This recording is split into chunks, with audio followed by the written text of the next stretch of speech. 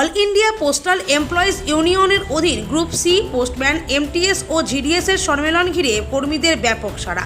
আজ রায়গঞ্জের ইনস্টিটিউটে প্রথম বিভাগীয় সম্মেলনের আয়োজন করা হয়, যেখানে সমস্ত স্তরের ডাক বিভাগের কর্মীরা উপস্থিত ছিলেন। তাদের নানান অভাব অভিযোগ নিয়ে আলোচনা করা হয়। এই বিষয়ে অল ইন্ডিয়া পোস্টাল এমপ্লয়িজ ইউনিয়নের গ্রুপ সি বিভাগের দায়িত্বপ্রাপ্ত কর্মকর্তা অধীর দাস বলেন, ডাক পরিষেবা সংকুচিত করা ও বেসরকারীকরণের বিরুদ্ধে এদিন আলোচনা হয় ও আন্দোলনের রূপরেখা প্রস্তুত করা হয়। বর্তমানে সবচেয়ে বড় সমস্যা ডাক কর্মীদের আক্রমণ ও অযথা হয়রানির শিকার হতে হচ্ছে।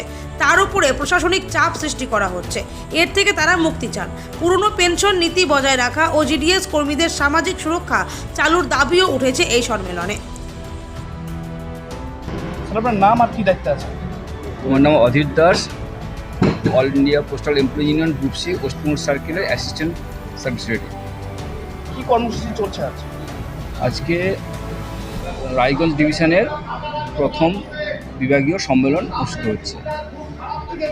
মূলত আমাদের ডাক বিভাগে নানান যে সমস্যাগুলো রয়েছে, বিশেষ করে ডাক পরিষেবা সেটাকে সংকুচিত করা এবং ডাক বিভাগ বেসরকারীকরণ, এগুলোর বিরুদ্ধে নানান আলোচনা এবং সেখানে সিদ্ধান্ত গ্রহণ, আন্দোলনের প্রস্তাব, এগুলো নিয়ে আলোচনা এবং সিদ্ধান্ত গ্রহণ করার উদ্দেশ্যে আজকের সম্মেলন। সেইটাই আজকে কর্মসূচি অনুষ্ঠিত হচ্ছে এবং এখান থেকে আগামী দিনের নানানভাবে কীভাবে আন্দোলন করা যায়, ডাক পরিষেবা বাঁচানোর স্বার্থে এই রায়গঞ্জ ডিভিশনের এনএপি সংগঠনের উদ্যোগে সেই আলোচনা এখানে হবে এবং আগামী দিনে কীভাবে যা পরিকল্পনা সব এখান থেকে গ্রহণ করা হবে। পোস্টাল কর্মীরা তাদের কি বার্তা দেবে?